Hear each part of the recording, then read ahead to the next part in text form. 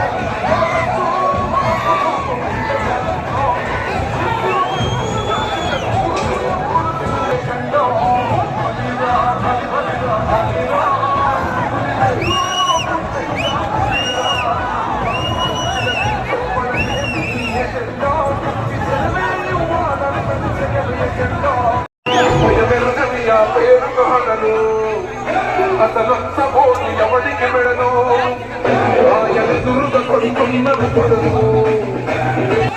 ఎమ్మెల్యేగా బిఎస్ అబ్దుల్ అహ్మద్ గారికి, అదేవిధంగా ఎంపీగా పోయే శాంతమ్మక్కకు ఇద్దరికి 2 ఓట్లు మీరందరూ వేసి పెద్ద మెజార్టీతో గెలిపించాలక.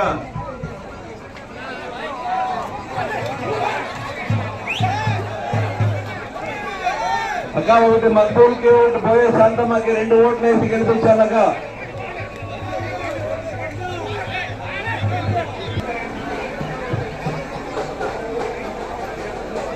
బాబా బాబు మెల్లంగా పోనీ, స్లోగా పోనీ. అందరికీ మా అక్కలకు అందరూ కూడా దండం పెట్టి ఓట్లు అడుగుతున్నాము. మీరందరూ కూడా ఈ నెల 19వ తేదీన జరిగే ఎన్నికల్లో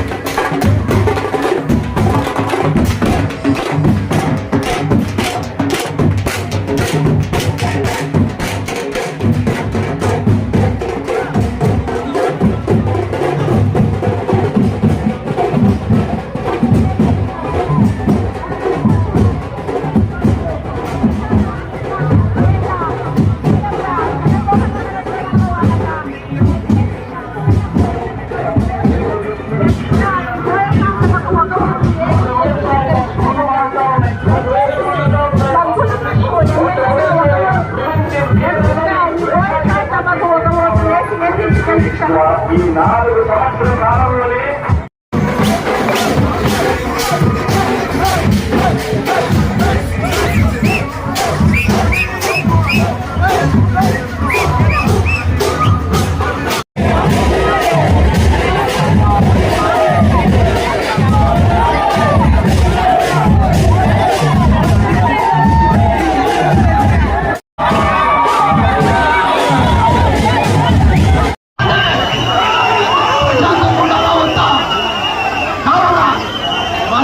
ప్రశాంతంగా ఉండాలంటే తగిన ఉద్యోగాలు ప్రజలకందరికీ ఒక దయచేసి మన పార్టీ వైసీపీ గుర్తు ఫ్యాన్ గుర్తుకు వేయించి మనం ఎమ్మెల్యే చేసుకోగలిగితే